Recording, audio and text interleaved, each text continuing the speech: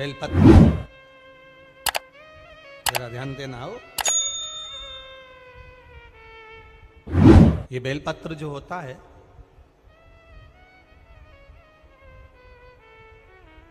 इस बेलपत्र पर कभी कभी आपने देखा होगा कि कई लोग बीच वाले पत्ते पर चंदन लगा देते हैं। ये जो बीच का पत्ता होता है, इस पर लोग चंदन लगा देते हैं। शिव महापुराण की कथा कहती है,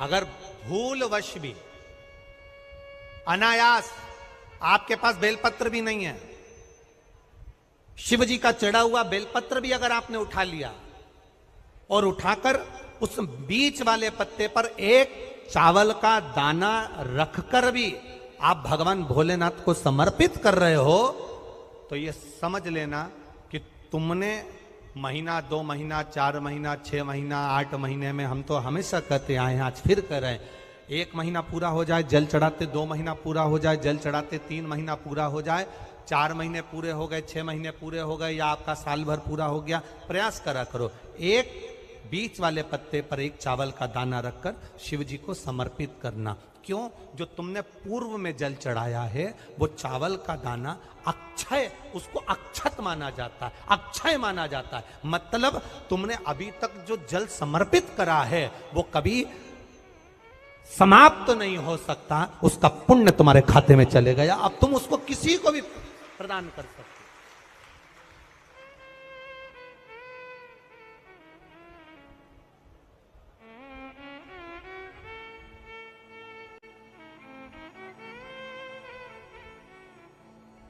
बहन भाई को तिलक करती है रक्षाबंधन पर, माथे पर तिलक लगाने के बाद में चावल लगाती कि नहीं लगाती? बोलो, जम के बोलो जरा। लगाती है? बोलते जाओ जरा। लगाती है, ठीक है। मंदिर में आप पूजन कर रहे हो, घर में कोई अनुष्ठान कर रहे हो, पंडित जी तुम्हारे मस्तक पर तिलक करते हैं तो चावल लगाते कि नहीं लगाते? बोलो बोलो, जम के बोलो। लगाते हैं। तुम्हारे घर में शादी ब्याह होता है तो तिलक करा जाता है तो चावल लगाया जाता कि नहीं लगाया जाता? लगाया जाता। सब समय पर चावल, मस्तक पर कंकु का तिलक, चंदन का तिलक, जो भी तिलक तुम्हारे मस्तक पर लगा है, कोई अगर लगाएगा शुभ कार्य में तो चावल जरूर लगाएगा। बस एक कार्य ऐसा होता है जिस समय पर मस्तक पर तिलक करा जाता है पर चावल नहीं लगाया जाता।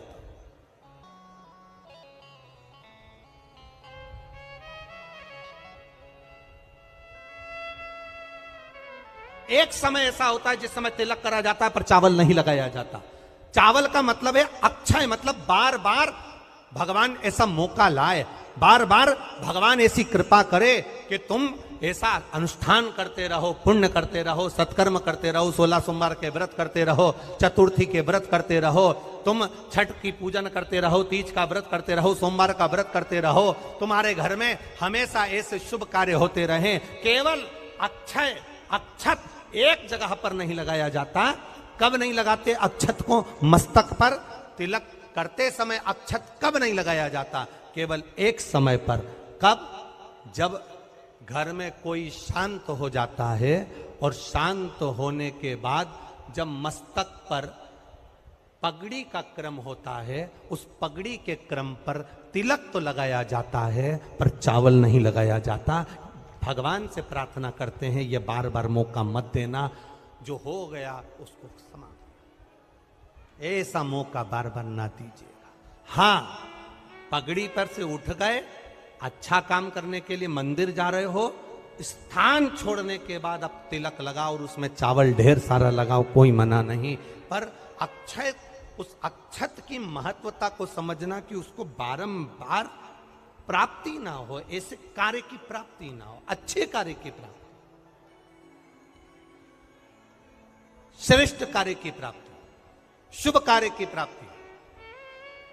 अगर मौका मिले तो एक बार भविष्य पुराण, और एक बार मौका मिले तो कुर्म पुराण, और एक बार मौका मिल जाए तो नंदी पुराण, ये 3 पुराणों का स्मरण करना, इसमें आपको अक्षत की महत्वता प्राप्त हो। भविष्य पुराण, कुर्म पुराण और नंदी पुराण, इन 3 पुराणों में आपको अक्षत की महत्वता प्राप्त होगी कि चावल की महत्वता क्या है। एक चावल का दाना जब अशोक सुंदरी वाली जगह पर चढ़ाया जाता है, एक चावल का दाना अशोक सुंदरी वाली जगह पर चढ़ाया जाता है। हम माताओं से हमेशा कहते हुए आए हैं, आज फिर निवेदन करेंगे, जिस माता के गर्भाशय में गांठ हो गई हो, जिस माता के गर्भाशय में गठान पड़ गई हो, एक पत्र आया है उसको भी ध्यान दें, इसका वर्णन बताते हैं।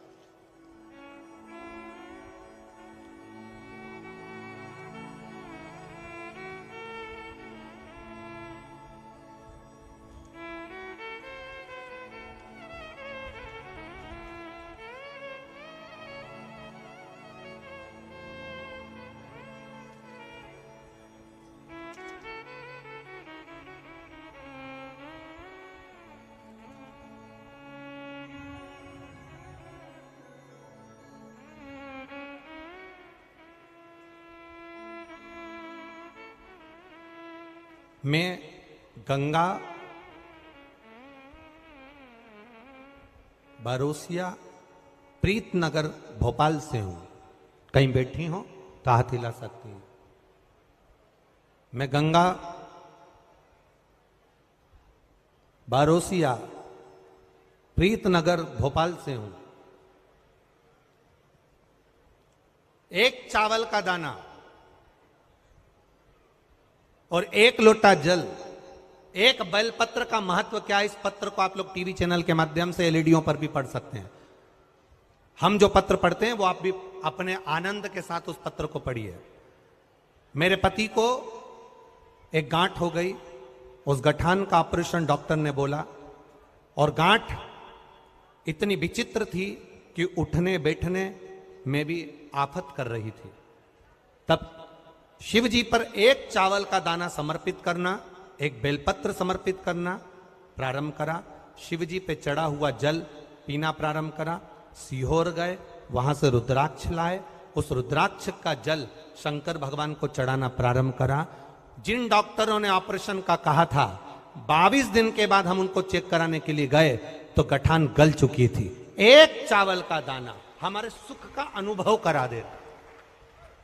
अगला वर्णन उन्होंने लिखा, गुरुजी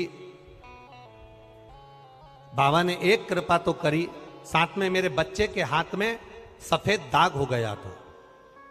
सफेद दाग हो गया तो हमने डॉक्टरों का इलाज करवाना प्रारंभ करा। आयुर्वेदिक दवाई भी ली, पर वो दाग समाप्त नहीं हो रहा था। जब दाग समाप्त नहीं हो रहा था, तब शंकर जी के मंदिर में जाकर समी के पत्ते का आपने जो प्रयोग बताया था वो करना प्रारंभ करा, और बाबा की कृपा से शिव जी का चढ़ा हुआ जल शरीर पर लगाना, और पूर्णिमा के दिन गाय जो अपने बछड़े को दूध पिलाती है, उसका जो फेन बछड़े के मुंह पर आता है वो शरीर पर लगाना, और लगाकर उसको बैठना। उससे मेरे बच्चे के शरीर पर से सफेद दाग पूरा समाप्त हो गया। ये शिव तत्व, ये शंकर।